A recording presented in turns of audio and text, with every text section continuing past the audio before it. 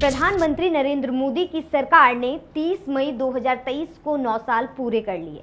प्रधानमंत्री नरेंद्र मोदी को कई बार महिलाओं को लेकर भावुक होते हुए देखा गया। प्रधानमंत्री मोदी ने महिलाओं को लेकर कई वादे भी किए।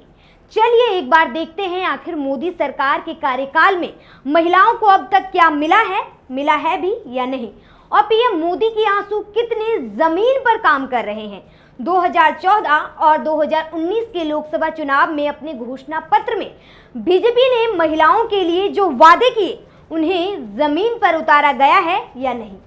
9 साल और कई सवालों के साथ मैं हूं आपके साथ कामिनी झा और आप देख रहे हैं पॉलिटिक्स। एनडीए और बीजेपी ने 2014 में ऐसा जादू किया कि सबके दावे धरे के धरे रह गए और एनडीए को भारत की जनता ने लोकसभा की 543 सीटों में से 242 सीटें दी। 2019 में 353 सीटें देकर प्रचंड बहुमत दिया। बीजेपी और प्रधानमंत्री नरेंद्र मोदी दावा करते रहते हैं कि उनकी सरकार ने सबसे ज्यादा महिलाओं और बच्चियों के लिए काम किया है। हर धर्म हर जाति की महिलाओं को सम्मान मिला है। बेटी बचाओ बेटी पढ़ाओ, बालिका समृद्धि योजना, सीबीएसई उड़ान स्कीम, उज्ज्वला स्कीम, पोषण अभियान, मुद्री योजना, स्त्री शक्ति योजना, स्टैंड अप इंडिया स्कीम। ऐसे में इन वादों को लेकर जब हम जमीन पर उतरे तो कहानी कुछ और ही है। ये लोग कह रहे हैं प्रधानमंत्री नरेंद्र मोदी जी आप वादा भूल गए हैं, हमें आज तक याद है। 2 सीट वाली बीजेपी को प्रचंड बहुमत मिलने में कहीं ना कहीं लोगों के अंदर 2012 में निर्भया कांड को लेकर मनमोहन सरकार और उनकी दिल्ली पुलिस को लेकर नाराजगी थी, जिसका फायदा एनडीए और बीजेपी को हुआ। सबको उम्मीद था कि केंद्र की सरकार बदलेगी तो देश में बलात्कार के केस में भी कमी आएगी। नेशनल क्राइम रिकॉर्ड ब्यूरो की 2021 की रिपोर्ट के अनुसार भारत में एक दिन में लगभग 86 बलात्कार की घटनाएं थाने में दर्ज होती है। आंकड़े कुछ और भी हो सकते हैं, क्योंकि ना जाने कितने ही रेप के मामले एक कमरे, एक शहर और एक गांव से बाहर आते ही नहीं हैं। ऐसे में थाने में शिकायत करवाना तो बहुत दूर की बात है। ऐसे में बिल्किस बानो के बलात्कारियों को रिहा कर देना कौन से नारी सम्मान में है, ये आज देश की हर महिला और बेटी पीएम मोदी से पूछ रही है। बलात्कार की शिकार उस बेटी को जितनी पीड़ा होती है, उससे लाखों गुना पीड़ा हमें, देशवासियों को, देश को, जनता को, हर एक को लाखों गुना पीड़ा होनी चाहिए। हमें इन खबरों को प्रचारित करना चाहिए। अब फांसी पे लटकना तय हो रहा है, ये अब लोगों को पता चलना चाहिए। प्रधानमंत्री नरेंद्र मोदी ने 2018 में आजादी के 71वें वर्षगांठ पर लाल किले से जो कहा, जंतर मंतर की स्थिति उससे अलग दिखाई देती है। वहीं 2012 में किरण नेगी के साथ दिल्ली में हुए गैंगरेप के मामले में आज भी परिजन इंसाफ का सिर्फ इंतजार कर रहे हैं। एक बेटी का बाप मैं भी हूँ। 9 फरवरी 2012 से संघर्ष कर रहा हूँ इस जंतर मंतर पे और मुझे न्याय नहीं मिला अभी तक। लोअर कोर्ट से, हाई कोर्ट से 3 दरिंदों को फांसी को ऑर्डर हो चुका है और 7 नवंबर 2022 में सुप्रीम कोर्ट ने उन दरिंदों को बरी कर दिया है। जंतर मंतर पर महिलाएं कोई पहली बार नहीं बैठी हैं और ना ही ये कोई पहला मुद्दा है जब मोदी सरकार में सशक्त महिलाओं को अपने हक के लिए सड़कों पर बैठना पड़ा हो। नागरिकता संशोधन अधिनियम 2019 यानी सीएए के खिलाफ शाहीन बाग में भारी संख्या में महिलाएं सड़कों पर बैठी। सबका साथ, सबका विकास, सबका विश्वास की बात करने वाली मोदी सरकार भारत के मुसलमानों को कितना विश्वास दिला पाई है कि उन्हें वो अपना मानती है, वो इस आंदोलन ने साफ कर दिया। 3 तलाक को बैन करने की मोदी सरकार के फैसले को लेकर भी अक्सर वो अपनी पीठ थपथपाती रहती है। आपने किया है, लोगों के वाकई नहीं समझ में आ रहा है। अगर कोई तलाक लेना भी चाहता है तो वो तलाक नहीं ले सकता, क्योंकि उसके अंदर ट्रिपल तलाक वही है। प्रोनाउंसमेंट जो 3 मंथ्स का जो प्रोनाउंसमेंट तलाक हसन और तलाक एहसन के जरिए जो आपकी तलाक होनी थी वो तो पॉसिबल ही नहीं है।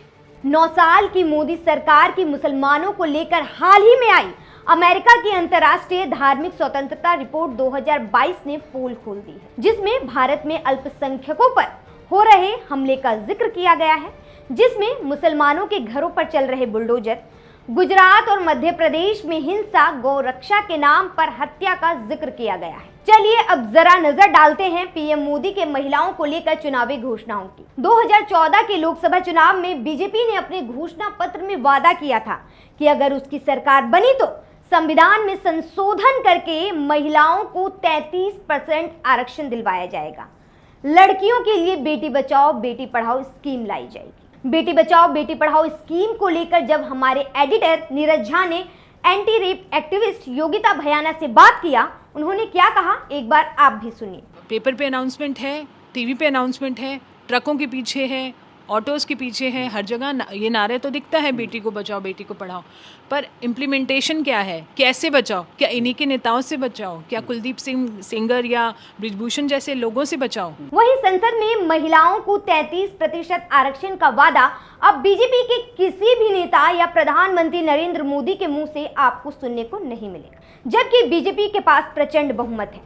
कांग्रेस पार्टी ने भी इस मामले में बीजेपी को पूरा समर्थन देने की बात कही, लेकिन अभी तक आजाद भारत में संसद में महिलाओं को 33% भी भूमिका निभाने को नहीं मिल पा रही है। इस मांग को लेकर तेलंगाना के मुख्यमंत्री के चंद्रशेखर राव की बेटी के कविता दिल्ली के जंतर मंतर पर धरना देने आई, लेकिन अब तक कुछ नहीं हुआ। 2022 में वर्ल्ड इकोनॉमिक फोरम ने ग्लोबल जेंडर गैप इंडेक्स में राजनीतिक सशक्तिकरण में भारत के 146 देशों में 48वें स्थान पर रखा, लेकिन इस पैमाने पर भी इसका स्कोर बेहद कम 0.267। वहीं 2019 में महिलाओं के कल्याण पर घोषणा पत्र में कहा गया कि उन्हें राष्ट्र की प्रगति समृद्धि में समान भागीदार और समान लाभार्थी बनाया जाएगा। इस घोषणा को लेकर दूसरी बार सरकार में आई बीजेपी ने करीब 4 साल पूरे कर लिए हैं, लेकिन भागीदारी के नाम पर महिलाओं को क्या मिला है उसे आप 2022 के ग्लोबल जेंडर गैप इंडेक्स में भारत के स्थान को देखकर समझ सकते हैं। 2022 के वर्ल्ड इकोनॉमिक फोरम ने ग्लोबल जेंडर गैप इंडेक्स में भारत को 146 देशों में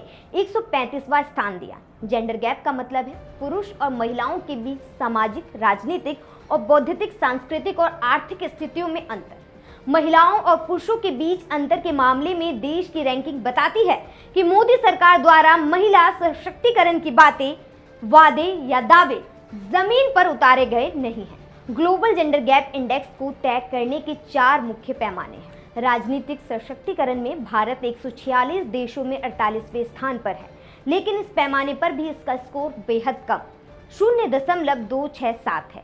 आर्थिक सहभागिता और अवसर, इस मामले में भारत 146 देशों की सूची में 143वें स्थान पर है।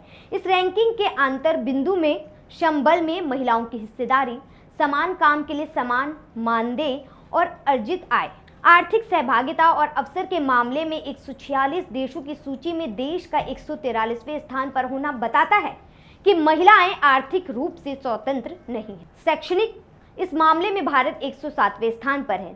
2021 के मुकाबले इस मामले में देश का स्कोर घटा है।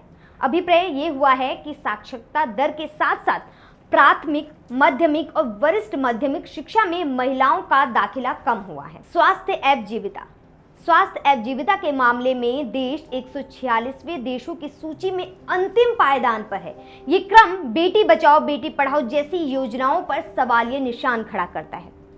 ऐसे में मोदी सरकार की उज्ज्वला योजना सहित दूसरी सभी योजनाएं जिसे लेकर ये महिला सशक्तिकरण की बात करते रहते हैं, वो जमीन से गायब दिखाई दे रही हैं।